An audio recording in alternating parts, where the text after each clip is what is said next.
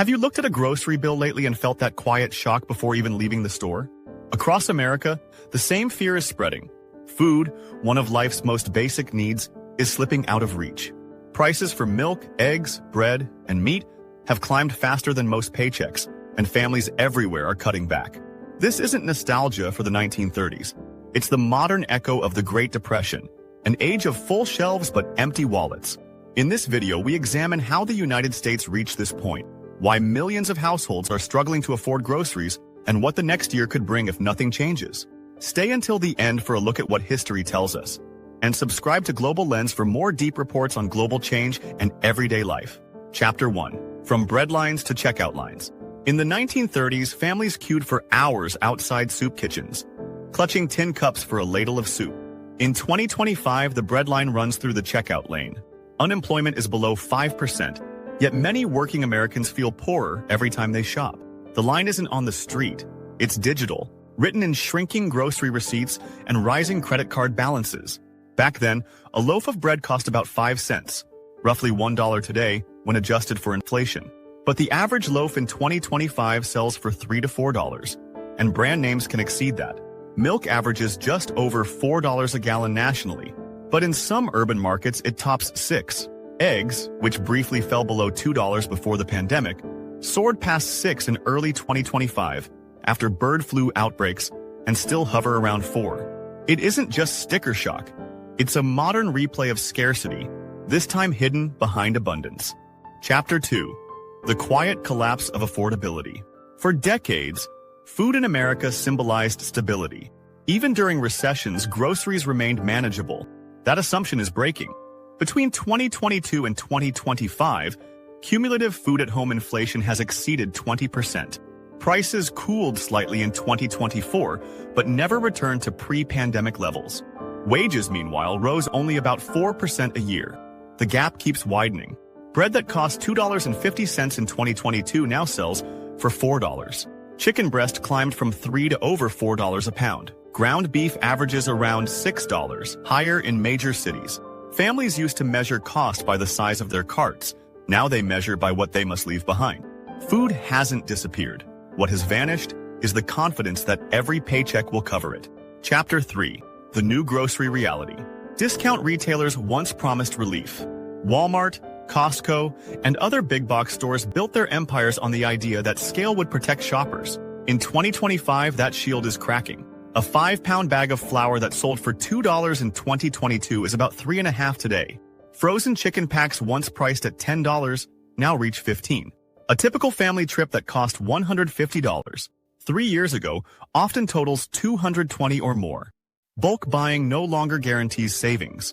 A case of canned tomatoes jumped from $18 to $25.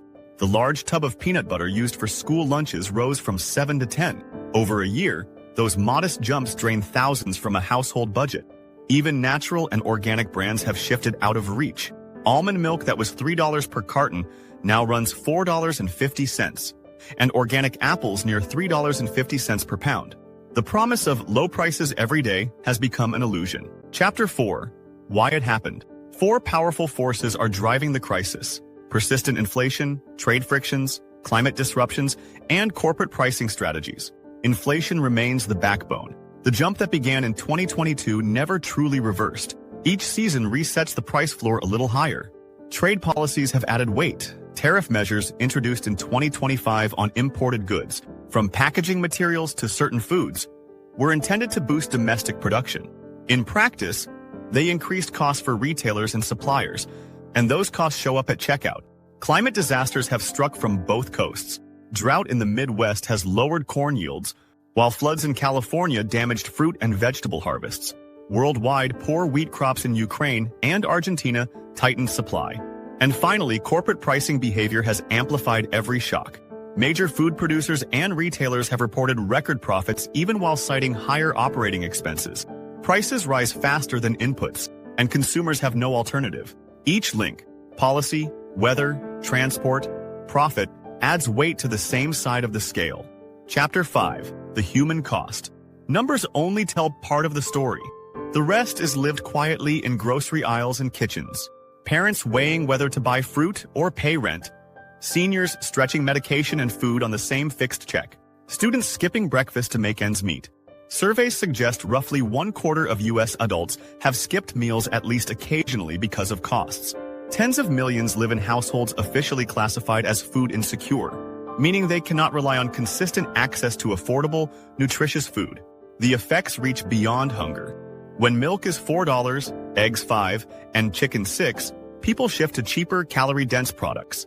Instant noodles, canned pasta, or fast food value menus. Public health researchers warn that this substitution is already driving higher rates of obesity, diabetes, and heart disease in low-income communities. Financial stress compounds the problem. Anxiety and depression linked to rising living costs have climbed steadily since 2022. The simple act of grocery shopping, once routine, now measures economic health. Chapter 6. Debt at the dinner table. For many families, the credit card has become the new ration book. In 2024, Americans charged about $68 billion in groceries, an all-time high. Interest rates above 20% mean that a $200 cart becomes $250 if not paid off immediately. Debt has turned survival into a revolving expense. Each week's food becomes next month's payment. Meanwhile, the country discards nearly a third of its total food supply annually. Perfectly edible goods are lost to logistics and overstock. Hunger and waste now coexist, side by side, on opposite ends of the same supply chain. Chapter 7. The Modern Breadlines.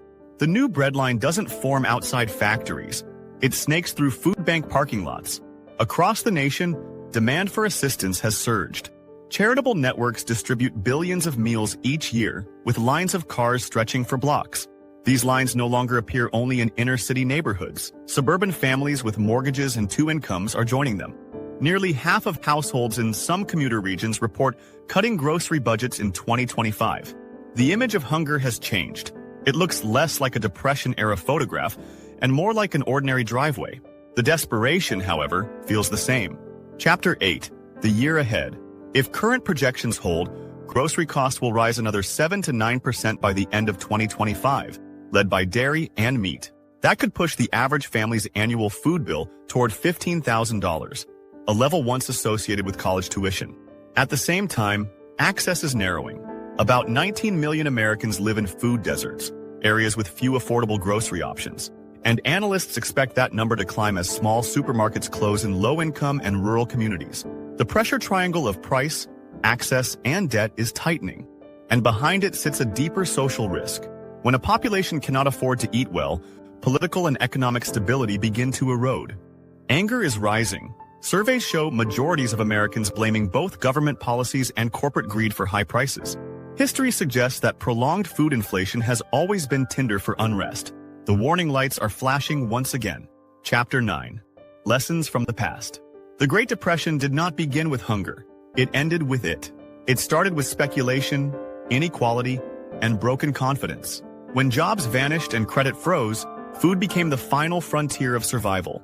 Today's situation differs in scale but not in pattern. Debt is soaring, profits concentrate at the top, and essential goods drain the bottom. Yet history also shows recovery is possible. The reforms that ended the original depression, fair wage laws, public investment, and protections for consumers, were built on recognizing the crisis as collective, not personal. Fixing the modern food crisis will require the same recognition. It means addressing supply resilience, reducing waste, supporting farm output, and ensuring wages keep pace with basic costs. Without that, the United States risks normalizing a reality where working full-time still doesn't guarantee dinner. Chapter 10. A global picture. America's food crisis is part of a broader trend. Global food price indexes remain higher than before the pandemic, even after falling from the 2022 peak. Droughts, conflicts, and shipping disruptions keep staples expensive worldwide. In Europe, grocery inflation continues to outpace wage growth in several countries. In Canada, food bank visits reached record levels in 2024. In many developing nations, families spend more than half their income simply to eat. The affordability problem is global. The question is whether the world's wealthiest economies can confront it before the burden becomes permanent. Chapter 11. The Crossroads. Every era of hardship forces a choice. The Great Depression produced reform because citizens demanded it. Today's quiet depression, hidden in grocery aisles and family budgets, demands the same awareness. If current trends continue unchecked, the cost of a week's groceries could soon rival a month's rent in lower-income regions. But it doesn't have to end that way. Economic policy, wage growth, and consumer protection can still shift the trajectory. What happens next will define more than food prices. It will define what it means to live securely in modern America. Chapter 12: How Families Are Fighting Back. Across the country, communities are inventing new survival tools. In many towns, food-sharing apps link households with surplus meals to those in need. Neighborhood groups use social media to coordinate bulk purchases and direct swaps of produce from home gardens. Discount grocers and warehouse outlets have seen surging demand for private label goods, while community-supported agriculture programs report record subscriptions. Some families freeze bulk meat, bake bread at home, or buy directly from local farms to bypass retail markups. Coupons are making a comeback in digital form, and budget tracking apps now include grocery-specific inflation alerts. Food bank systems are expanding into mobile units that drive to neighborhoods once considered middle class. These strategies can't erase the crisis, but they reveal resilience, the same determination that carried families through the 1930s.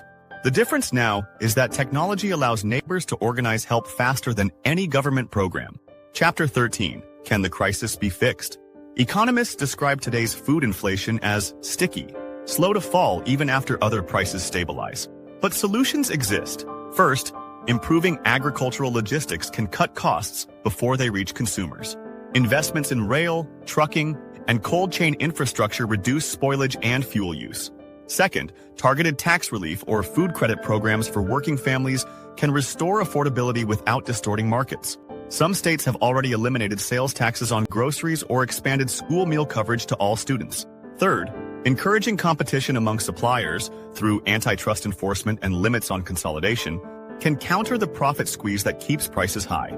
And finally, raising wages in line with productivity restores the basic balance between labor and living costs. During the original Depression, this approach laid the foundation for a middle class. Without it, even temporary price relief will fade. The challenge is political will. Food rarely dominates headlines, but history shows that when hunger spreads, reform soon follows. A century ago, the Great Depression left breadlines and dust bowls as its symbols. In 2025, its echo is quieter but no less real. The sound of grocery scanners beeping through shrinking paychecks. The crisis is not one of supply but of access, not of famine but of fairness.